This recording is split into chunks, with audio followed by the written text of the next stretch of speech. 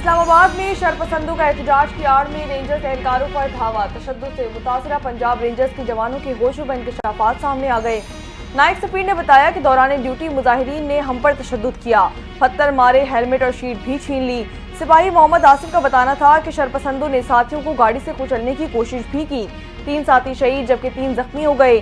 सिपाही इरफान ने इंकशाफ किया कि मुजाहिरीन के तशद्दुद से मेरे बाजू और टांग भी टूटी। सर पर फायर लगने से मेरा साथी शदीद जख्मी हो गया।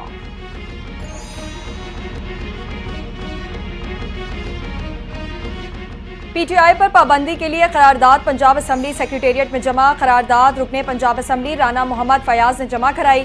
करारदाद के मतन में कहा गया कि इंतशारी टोला सियासी जमात होने का दावा करता है, इस पर पाबंदी लगाई जाए। 24 नवंबर का हमला कौमी सलामती के इदारों के खिलाफ था।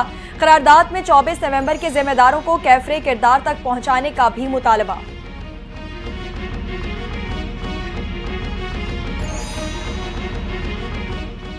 मेरे और बुशरा बीबी के दरमियान कोई इख्तलाफात नहीं है, वज़ीर आला खैबर पख्तूनख्वा अली अमीन गंडापुर ने वाज़ेह कर दिया।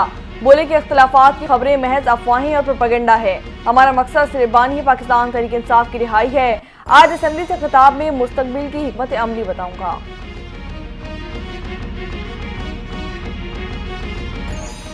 पीटीआई रहनुमा एहतजाज का मलबा एक दूसरे पर डालने लगे। शेर अफजल मरवत ने धरना संजानी न ले जाने की जिम्मेदारी बानी पीटीआई पर डाल दी। कहा, बैरिस्टर गोहर ने हुकूमती पेशकश से आगाह किया था, मगर बानी पीटीआई संजानी में धरने पर राजी न हुए। अली अमीन गंडापुर तो 26 नंबर चौंगी से भी आगे नहीं जाना चाहते थे।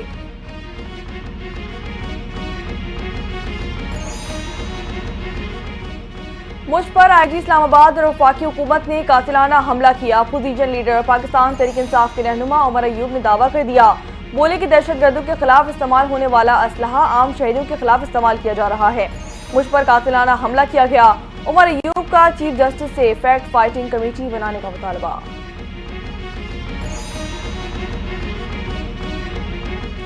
वजीर दिफा ख्वाजा आसिफ की एक बार फिर तहरीक इंसाफ पर कड़ी तनकीद। बोले, आर्मी चीफ उनकी मर्जी का हो, उन्हें इख्तदार में रखे तो वो पीटीआई का बाप होता है। ये लोग जाती और सियासी मुफादात के लिए वतन फरोशी कर रहे हैं। आर्मी चीफ मुल्क की हिफाजत करे, उसके खिलाफ अमरीका में मुजाहरा करते हैं।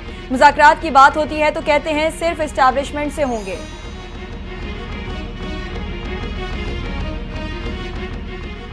पाकिस्तान तहरीक इंसाफ की सैकड़ों हलाकतों की कहानी अपनी पसपाई छुपाने की कोशिश है। ये लोग डिसइंफॉर्मेशन के चैंपियन हैं। वफाकी वजीर एहसन इकबाल बरस पड़े। बोले कि ये लोग अपने साथ वो दहशतगर्द लाए थे जो कभी इस्लामाबाद में पहुंचने का तस्वुर भी नहीं कर सकते थे।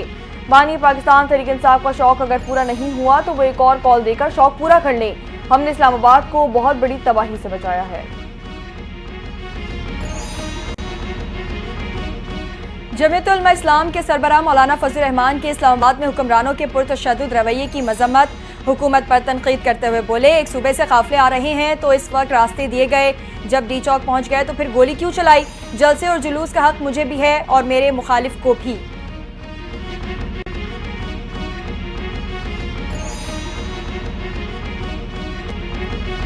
दीगर ममालिक में बैठकर हमारे खिलाफ आर्टिफिशियल इंटेलिजेंस से मुनज़्ज़म साजिश की जा रही है। वज़ीर आला बलूचिस्तान मीर सरफराज बुख्ती का गर्ल्स कॉलेज कोयटा से खिताब। कहा कि पाकिस्तान के खिलाफ सोशल मीडिया पर साजिश की जा रही है। तलबा ने झूठे प्रोपेगेंडे को रोकना है।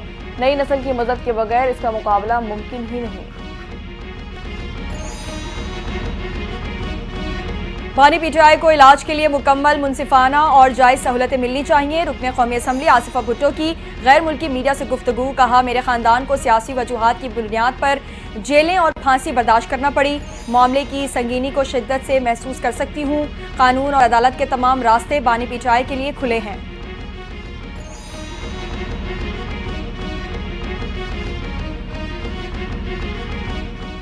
वज़ीर आला पंजाब मरियम नवाज ने अवाम के तहफ़्फ़ुज़ के लिए प्लान तैयार कर लिया। वज़ीर आला पंजाब मरियम नवाज की ज़ेर सदारत इजलास हुआ। सैलाबी नालों की बरवक्त सफाई और बहाली यकीनी बनाने का हुक्म दिया गया। वज़ीर आला पंजाब का कहना था कि सैलाब से रास्ते डूब चुके हैं, सीवरेज का निज़ाम बेहतर बनाना होगा। सीवरेज सिस्टम की बहाली और बेहतरी की तरजीहात का तयन किया जाए।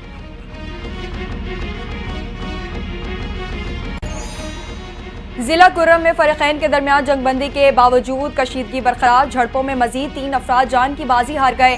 अमवात की तादाद 110 तक जा पहुंची। 150 से ज्यादा अफराद जख्मी हो गए। पेशावर पारा चिनार मरकजी शाहरा 8 रोज से बंद। इलाके में कशीदगी के बायस इंटरनेट और मोबाइल फोन सर्विस भी मुअत्तल। अवाम को शदीद मुश्किलात का सामना।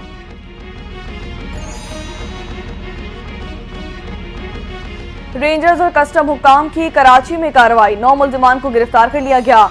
करोड़ों रुपए मालियत की नॉन कस्टम पेड अशिया बरामद कर ली गई। बरामद सामान में कपड़ा, सिगरेट, ईरानी डीजल, इलेक्ट्रिक आइटम्स और दीगर अशिया भी शामिल हैं।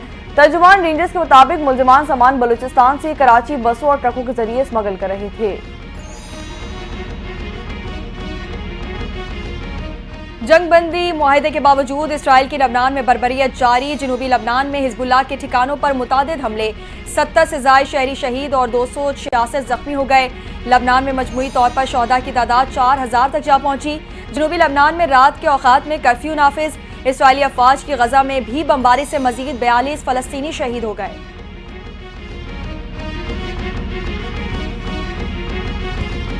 पाकिस्तान फलस्तीन में जारी इसराइली बर्बरियत की मजम्मत करता है। तर्जुमान दफ्तर ख़ारजा मुमताज जहरा बलोच की हफ्तावार प्रेस ब्रीफिंग। कहा कि फलस्तीनी तलबा को बेहतर तालीम की फराहमी के लिए इकदाम कर रहे हैं। आलमी बरादरी इसराइल को जहरियत और नस्लकुशी जवाबदेह ठहराए। मुमताज जहरा बलोच का फलस्तीनियों की नस्लकुशी रोकने के लिए फौरी इकदाम करने का मुतालबा।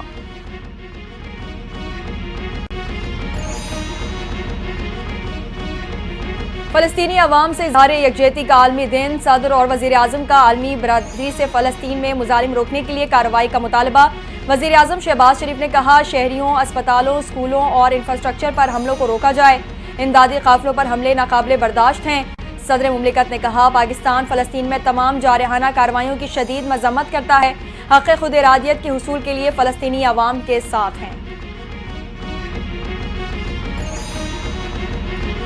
लाहौर हाई कोर्ट की स्कूलों और दफातर के लिए वर्क फ्रॉम होम की पॉलिसी बनाने की हिदायत। गाड़ियों के डाटा के लिए सॉफ्टवेयर बनाएं। जब तक डीसीज के तबादले नहीं करेंगे मामला दुरुस्त नहीं होंगे। स्मोक तदारुक के मौसर इकदाम न करने के खिलाफ दरख्वास्त में अदालत के रिमार्क्स। कहा कि स्मोक खत्म नहीं हुई, ये अचानक वापस आएगी। तामीरात का काम शुरू नहीं होना चाहिए। विफाकी सरकारी तालीमी इदारों में हफ्ते की तातील खत्म कर दी गई। कई रोज से तालीमी इदारे बंद रहने के बायस तालीम का हर्ज हुआ।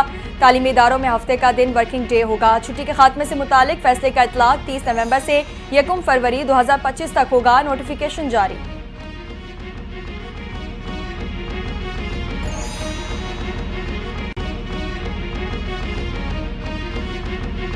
पाकिस्तान स्टॉक एक्सचेंज ने एक और संग मील उबूर कर लिया। 100 इंडेक्स में 561 पॉइंट्स का इजाफा रिकॉर्ड किया गया। इंडेक्स नई बुलंद तरीन सतह पर पहुंच गया। 100 इंडेक्स 1,643 पॉइंट्स पर ट्रेड कर रहा है। इंटर बैंक में डॉलर भी सस्ता, 4 पैसे की कमी के बाद कीमत 278 रुपये पर आ गई।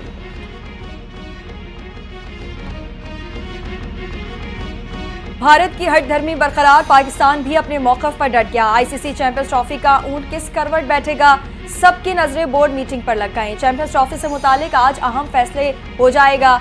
मोहसिन नकवी कहते हैं, हाइब्रिड मॉडल कबूल नहीं, हम जख्म सह लेंगे लेकिन इज्जत पर बात नहीं आने देंगे।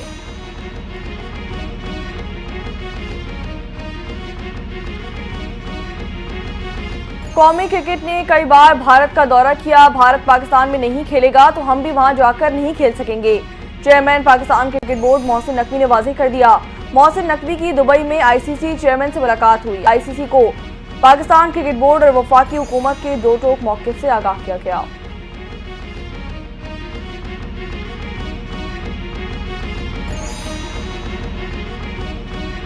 और चैंपियंस ट्रॉफी के तनाज़े पर साबिक कप्तान शाहिद आफरीदी भी बोल पड़े। कहा, पीसीबी के हाइब्रिड मॉडल से मुतालिक फैसले की हिमायत करेंगे। भारतीय बोर्ड ने खेल और सियासत को यकजा कर दिया। कौमी टीम सिक्योरिटी खदशात के बावजूद 5 मरतबा भारत जाकर खेल चुकी है। अब आईसीसी और उनके बोर्ड ऑफ डायरेक्टर्स को अपनी बालादस्ती दिखानी होगी।